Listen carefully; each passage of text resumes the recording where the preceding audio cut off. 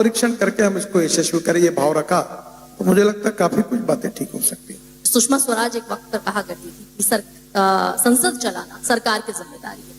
क्या ये वानिश होते होते एक ऐसे मोड पर देखेंगे हम जब हमारी भावी पीढ़ी संसदीय परंपराओं को या फिर संसद का लाइव टेलीकास्ट देखना भूल जाए? मतलब ये भी इस तरफ भी हम बढ़ेंगे क्या कि लोकसभा स्पीकर 5 मिनट में संसद को रोक देंगे, फिर 12 बजे बैठेंगे, फिर रोकनी पड़ेगी, फिर 2 बजे बैठेंगे, फिर रोकनी पड़ेगी और फिर पूरा सेशन वॉश आउट हो जाए? देखिए, मैं लीडर ऑफ ऑपोजिशन था महाराष्ट्र से में, तो हम लोग कभी कंस्ट्रक्टिव बात करके अगर बोल देते थे तो पत्रकार हमको बोलते यार मजा नहीं आया, बहुत ठंडा चल रहा है, अपोजिशन ठीक से काम नहीं कर। अगर हम एग्रेसिव बनते थे तो वो एडिटोरियल लिखते थे। क्या यही लोकतंत्र में शोभा देता है क्या?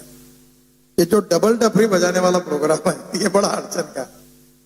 प्रॉब्लम ये है कि जो मैंने बात आपको कही, आप जो बातें बता रहे हैं उसमें से काफी सच्चाई है, कड़वी सच्चाई भी है, और हम सबको विचार करने के लिए मजबूर करने वाली बात है।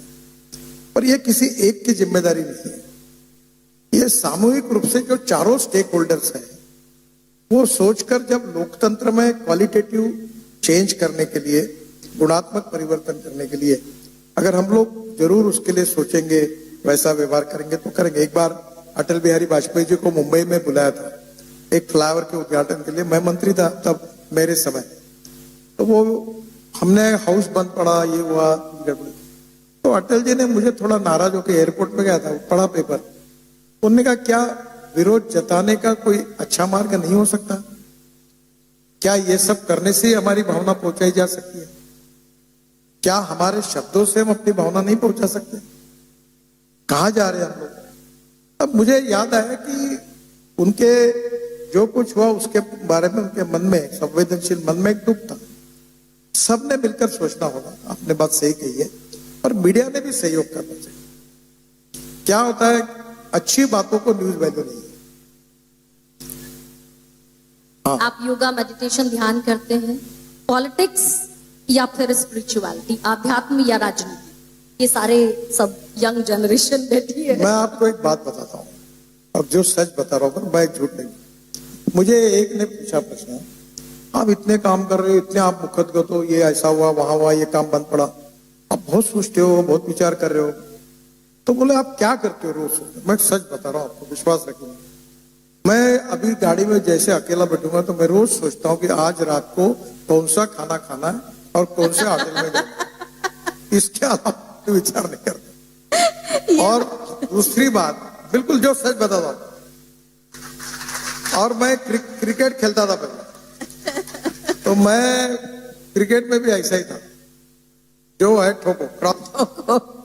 मेरा एक प्रसिद्ध वाक्य है, एक पत्रकार ने मुझे पूछा था, मुंबई पुणे हाईवे में जब बनाना था तो अंबानी जी का टेंडर हमने रिजेक्ट किया था 3600 करोड़ का, तीसरा लोएस्ट था, तो मैंने रिजेक्ट किया तो मेरे ऊपर बहुत टीका टिप्पणी थी, जब कानून से तो दिया क्यों नहीं, हीरो भी नाराज हुए थे। तो फिर मैंने कहा हम काम करेंगे, तो MSRTC की स्थापना की मैंने, जो आज महाराष्ट्र सरकार की फ्लैगशिप ऑर्गेनाइजेशन है, और मैंने काम हाथ में लिया।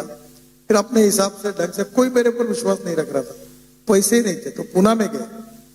तो एक पत्रकार जगत के एक बड़े सीनियर जर्नलिस्ट है इंडियन एक्सप्रेस के, करदले करके, तो उन्होंने मुझे प्रश्न पूछा कि ये रोड को लिए कितने पैसे लगेंगे? तो मैंने कहा 1800 करोड़। ये मैं बात कर रहा हूँ 96 की, यानी आज के 50,000 करोड़। तो फिर उन्होंने कहा कि वो तो उनका तो टेंडर 3600 है ना, आज का करीब 70-80 हजार करोड़ का टेंडर है, तो आप क्या ये 1800 करोड़ की बात कर रहे हो? तो हाँ, आपके पास पैसे कितने हैं? हाँ 5 करोड़ रुपए। कितने साल में पूरे करोगे? बोले 2 साल में।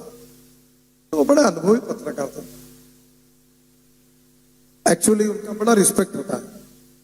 तो उन्होंने मुझे, क्या आप नेता लोग क्या हमको मूर्ख समझते हो क्या, कि आपने आना कुछ भी बोलना और हमने लिखना चाहिए, ऐसे आपकी अपेक्षा है क्या?